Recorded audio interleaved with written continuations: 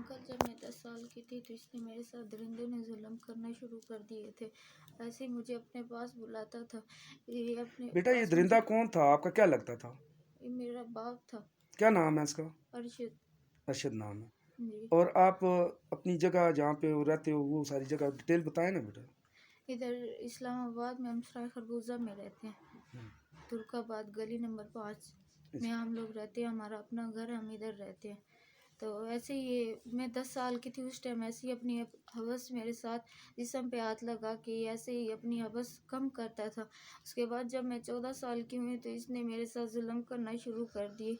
जब मैं किसी को बताने की कोशिश करती थी ये बोलता था मैं तुम्हारी माँ को पहाड़ी के ऊपर ले जाके मार दूंगा।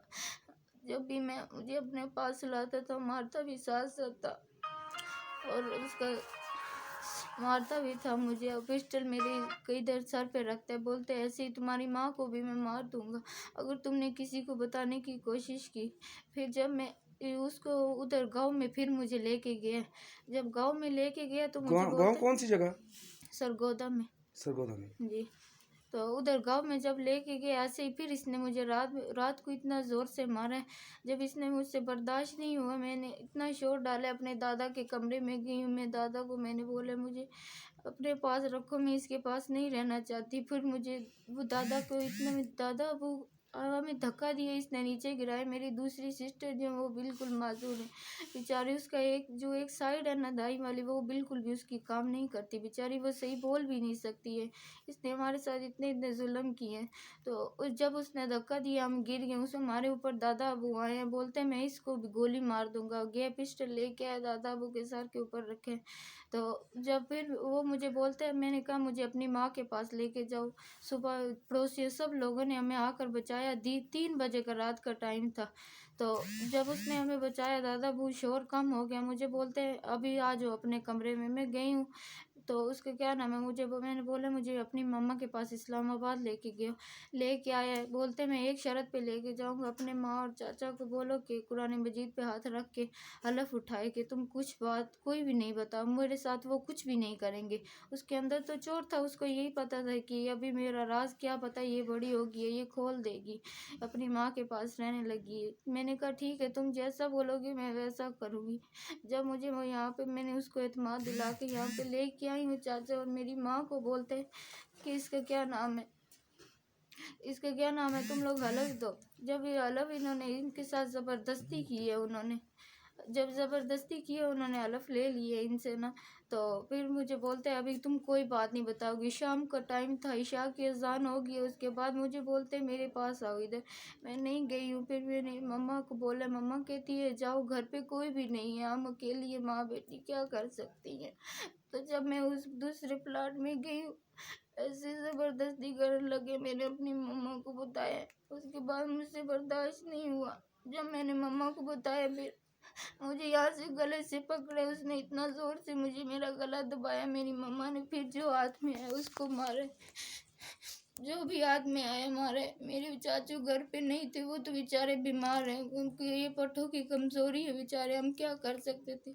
मैंने दस्ती फ़ोन किया अपने चाचू को, वो मार्केट से आए, डोकोबासी गए हुए थे राशन लेने के लिए। जब वो वापस आए हमसे कंट्रोल नहीं हुए, हमसे कंट्रोल नहीं है तो फिर हम लोगों ने पुलिस वालों को फ़ोन किया। जब हम लोग पुलिस में थाना में लेके गए मैंने सब उनके आगे सच्चाई सारी बताई, उसके बावजूद उन्होंने हमें धमकियाँ दी, हमें निकाल दिए। बोलते हैं बेटा पुलिस वाले कौन थे, एसएचओ था?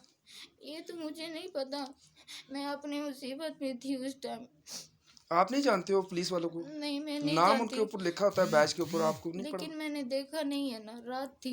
तो उसका क्या नाम है उन्होंने हमें निकाल दिए। बोलते ठीक है हम लोग इनको वो आगे की चारी लेके जाएंगे। जब हम लोगों ने ये बताया बोलते तुम्हारा इज्जत का मामला ये है वो। मैंने ये सोचा, मैंने कहा ये देखो अगर ये बाप मेरे साथ कर सकते हैं, अगर दुनिया के और भी बाप तो ये कर सकते हैं ना, कर सकते हैं अपनी बेटियों के साथ। तो हम घर अभी आ आप गए। क्या चाहते हो? अभी मैं यही चाहती हूँ सबके आगे, मेरी यही गुजारिश है पूरी दुनिया के आगे, अगर मेरा बाप अगर मेरे साथ कर सकते किसी और का नहीं कर सकता, मेरी यही एक रिक्वेस्ट है आप लोगों के साथ कि मेरी बात आगे शेयर करें ये ताकि कोई बात। आपके बाप पे पहले भी एक केस था 302 का, जी था। तो उस पे वो जमानत पे है या कि बरी हुआ हुआ है? नहीं, वैसे ही वो बरी हो गया था। बरी हो गया था। जी, बरी हो गया था। वो दरिंदा बरी हो गया। उसने ऐसे ही उस टाइम उससे ज़ुल्म ऐसे ही मेरे पे करता रहा, लेकिन अब मुझसे नहीं सहे जाते थे। पुलिस वालों ने आपके ऊपर मुड़ के पर्चा दे दिया? जी, हमारे ऊपर दे दिए। बोलते हैं तुम लोगों ने इसके ऊपर मारा है। मैंने उनको निशान दिखाए, मैंने कहा ये देखो हमें मार रहा था, मेरी मम्मा ने मारा उन्हें। कि अब भाई बेटी के साथ जुल्म हो रहा, अब माँ तो ऐसे नहीं देख सकती पास खड़े होकर। फिर मैंने मम्मा को सारी सच्चाई बताई कि दरिंदा मेरे साथ ऐसे जुल्म करता रहा। जब मैंने मम्मा को बताया, फिर हम लोगों ने, मम्मा ने उसे मारा। मेरी चाचू भी बेचारी बीमार है, उनको पटों की कमजोरी है, लेकिन उसने पहले इन्हें कमजोर कर लिया था। 2 दिन हो गए, बोलते हैं मुझे हलफ दो कि तुम लोग मुझे कुछ भी नहीं कहोगे। उसने मुझे भी बोला था अगर तुम कोई भी बात इनको बताओगी तो मैं तुम्हें मार दूंगा, ऐसे कर दूंगा, तुम्हारी माँ को पहाड़ी के ऊपर बेटा आपकी ले उम्र जाऊंगा। कितनी है? मेरी 16 साल। अल्लाह पाक रहम करे।